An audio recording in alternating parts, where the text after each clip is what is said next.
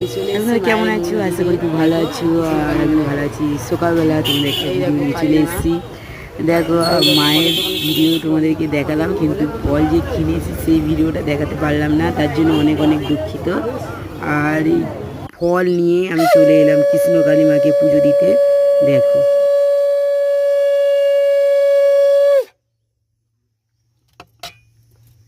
আর বন্ধুরা কেমন আছো? আশা করি খুব ভালো আছো।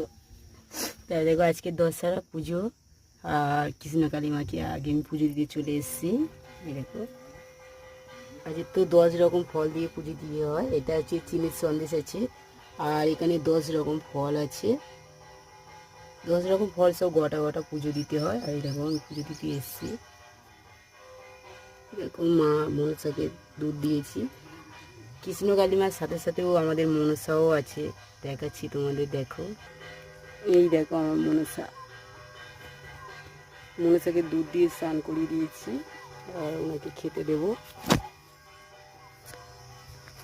আর কৃষ্ণকালী মাকেও খেতে দিয়েছি।